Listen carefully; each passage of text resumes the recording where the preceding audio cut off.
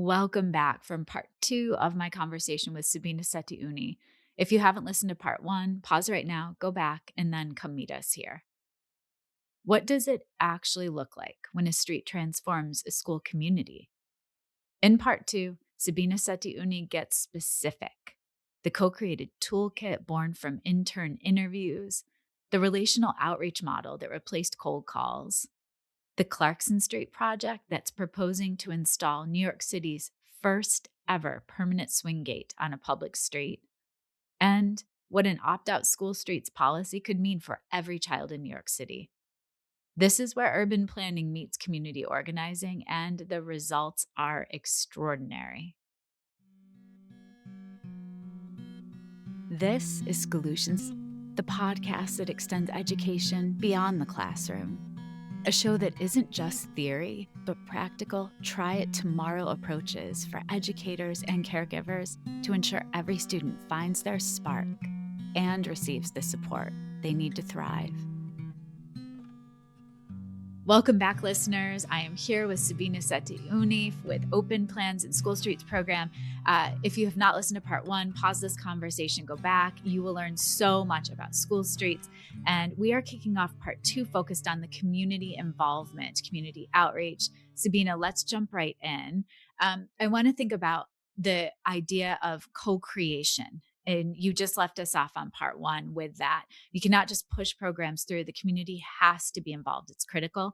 You co-created a toolkit with the transportation alternatives from the bottom up. How did that work?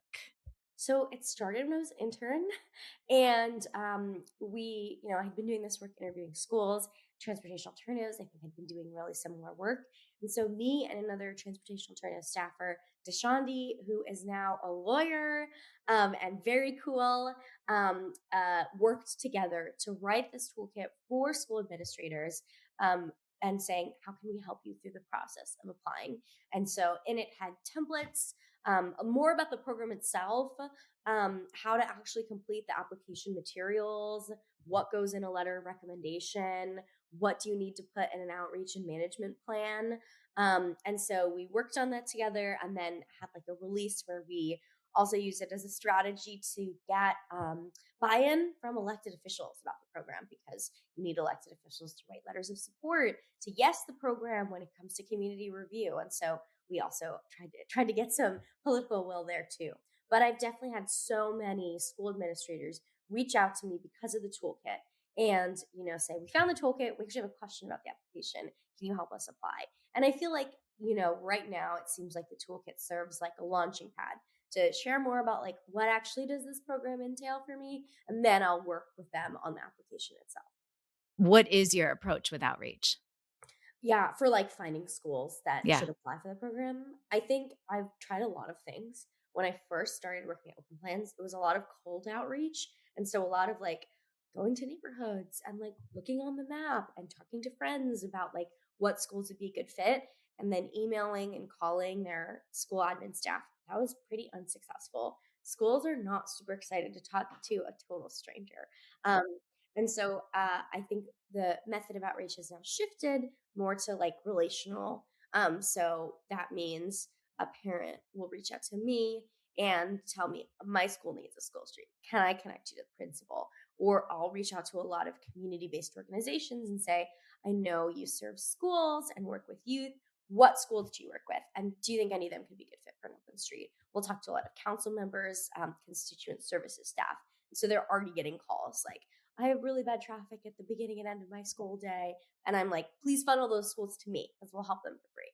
And so it's more about now looking for a connection with a school that can connect us back to a school.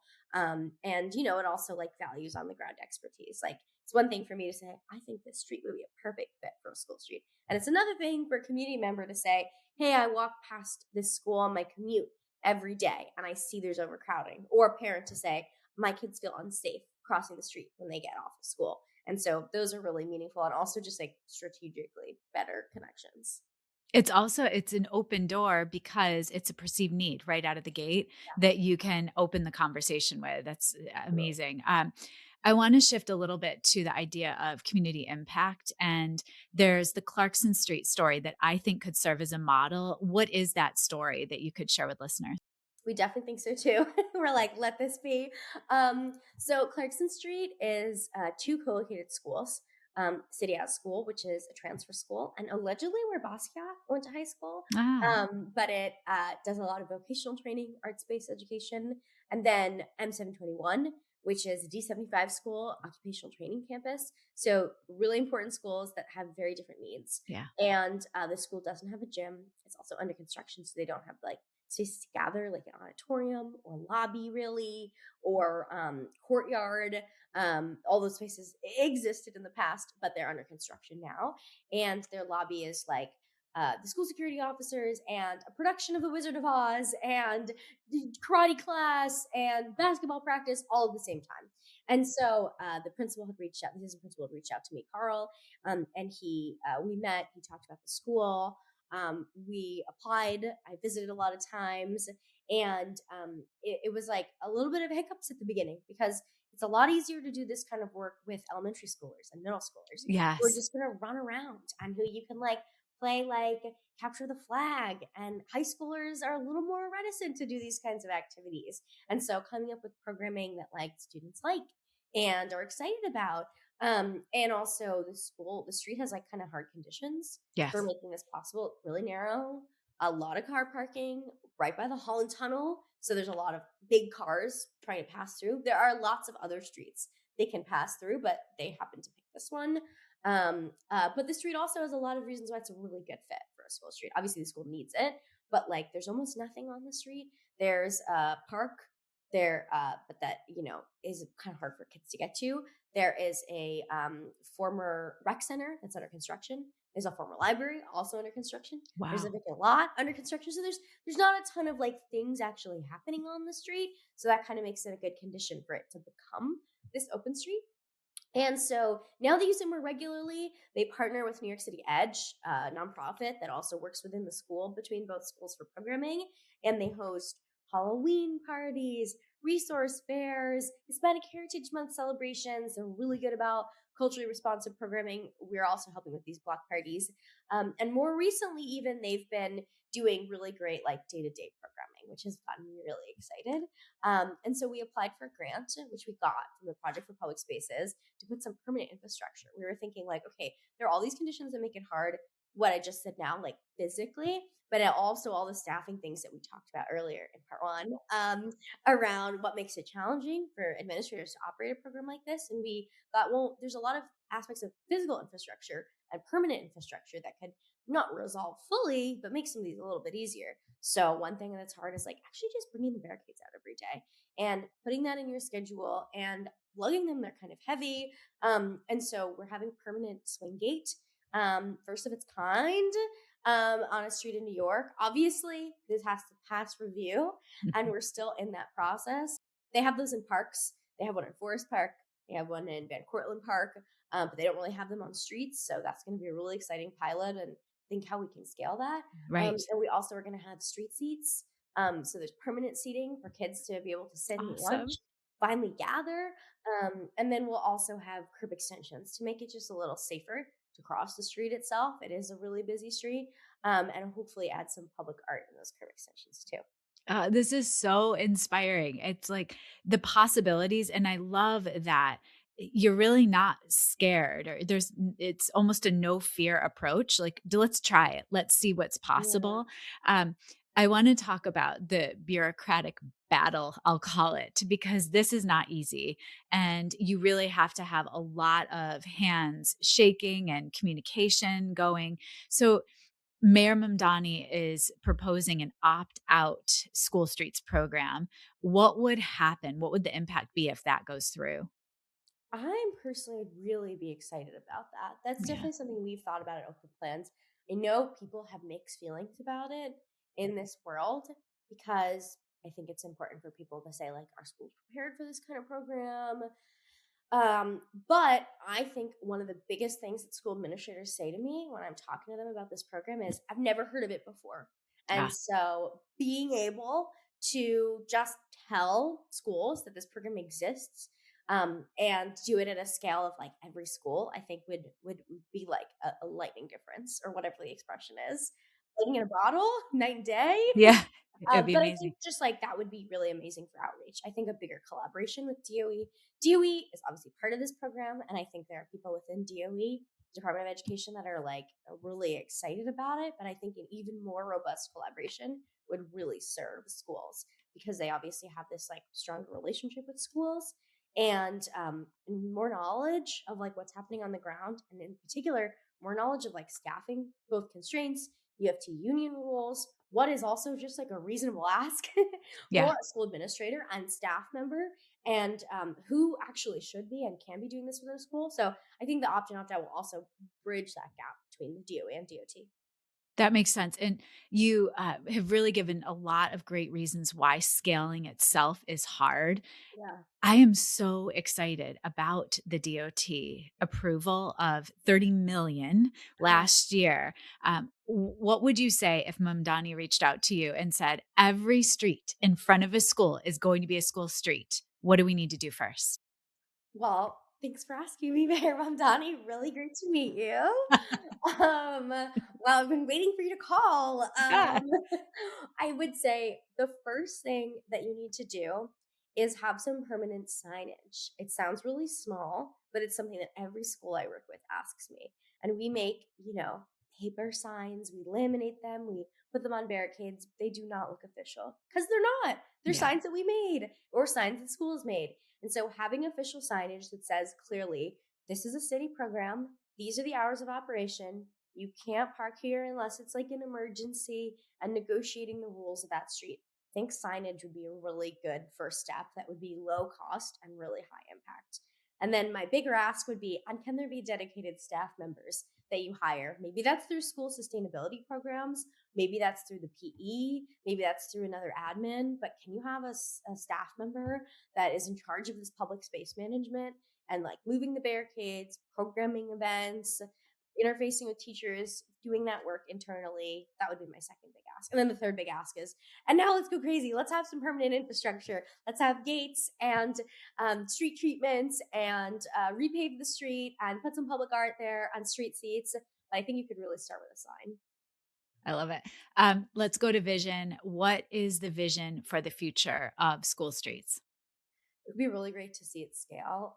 The program has, it decreased and then it had increased in 2025 a little bit, but the program is still under 100, well under 100. And I think both like obviously increasing the scale of the program quite significantly, but also making it easier for schools to do it. So it makes me really sad when schools stop using their school street. And, not for reasons like we were under construction, so we used our school street, but now we have our gym back, so we don't need to use it. Schools that were like, this is just really challenging, or the outreach burden was too high. I'll help schools do things like door knock and talk to the FD and all that kind of stuff. But those kind of things seem like real challenges and real barriers. And so I would, in my ideal version, both increase it and make sure like the same schools are participating consistently and not lagging from the program. Yeah, it's interesting. I've thought too, after researching, it would be wonderful to have schools also share their Yes. amazing experiences with you and spread the word on your behalf. I was psyched to get the email asking for you to uplift this work on the Yes. podcast and get the word out. You've also been featured in the New York Times, on AM New York, Streets blog, and presented at the International Placemaking Week at Pratt. This is a movement. One way to scale a movement is by getting the word out there. What else do you hope? Like, who are you in touch with to scale this work? Well, we definitely talked to people in Paris, and we're like, how did you scale this kind of program? And it really helps that they had like a couple $100 million Yeah. or euros to do this kind of work. That would be awesome if we had dedicated funding from the city. We're definitely advocating for that on the city council and admin level. That's a promise that Mayor Mamdani made during his campaign that we're so excited to uplift. And yes, and make it happen in the near term future. So that's definitely something that we're trying to amplify and talk about. I think something that is tricky is we have school administrators that are really enthusiastic about the program and really happy about our work, But I think with DOE press restraints for it kind of makes it harder for them to talk to the press and the Oh, public. that's And interesting. Okay. like sign on to like advocating, like, sign on letters and things like that. And so we're trying to be creative about thinking of ways where we can, like, you actually really need to hear what school administrators are saying, both good and bad, things that like they absolutely love about this program and things that like actually we need to change and modify this. And I think press stories and social media posts, those are actually really good ways of getting a lot of people to hear those things rather than like a Zoom. So that's kind of been like a small random hurdle about like ways to amplify people who are like actually bringing the barricades out every day. So I want listeners to know I will tuck links to all of the goodness that you've shared in the show notes. What is the best way to get in touch with you and your team? Send me an email, sabina@openplans.org. I used to put my cell phone number on all of our flyers too, because I'm like, whatever you need to do to reach me. But then, you get complaining neighbors, which is like fine and kind of interesting. But at a certain point, it's a bad idea to put your cell phone on a flyer, Yeah. as my mom has told me. And so, yeah, send me an email if you're a school that wants to apply, if you're someone who wants to volunteer, if you're someone who's just interested in advocating for the cause, please send me an email. We'll talk next week. I'm very free next week. Awesome. And you can also field donations as well. Yes. I think, yeah, open plans can totally. Yeah. Okay. All right. You are an amazing person. I am so lucky that our paths have crossed, Oh, and good. I cannot wait to uplift the work you're doing. You are kicking off a series of conversations around centering community, school, children, families' voices. And I cannot think of a better person to kick off the month of May around that work. So thank you, Sabina. I'm so honored to be part of the Yeah. conversation, and I can't wait to listen to everyone else. And also, shout out to Olivia for having the most thoughtful, well researched, Mhm. diligent questions. It was really, really fun getting to gab with you Thank you. about this program. It was, it was. And I think listeners are going to just find this so exciting and inspiring as well. Take care, Sabina. Yay. That is a wrap on part 2 of my conversation with Sabina Sethi Unni. And what a way to open this month's focus on centering community, children, and families in education. Here are 3 of my key takeaways from part 2. Cold outreach doesn't always work. Relationships do. Sabina's most successful school partnerships start with a parent, a council member's constituent services staffer, or a community organization who already sees the need and opens the door. Second, Clarkson Street, home to 2 co-located schools with no gym, no auditorium, and a lobby doubling as a karate studio and a theater rehearsal. This story is proof that even the hardest physical and logistical conditions can become a thriving community hub with the right support and permanent infrastructure. My third takeaway, scaling School Street citywide is possible, but it has to start small. Official signage, dedicated staff, and permanent infrastructure like swing gates and street seats are the practical building blocks of a movement. I am hoping this conversation resonated with you and that you will share it. Share it with a principal, a PTA board, a council member. You can find Sabina at sabina@openplans.org. You can follow Open Plans work online and find links to the School Streets Toolkit, press features, and how to get involved in the show notes. Coming up next week on Schoolutions, ELA teacher and climate educator Sochi Bentley proves that the English classroom might be the most powerful place to tackle the climate crisis. And she has the framework, the Fulbright, and the book to back it up. Tune in to hear how storytelling, environmental justice, and SEL come together in Sochi's book, helping students become climate stewards, storytelling for environmental advocacy and problem solving.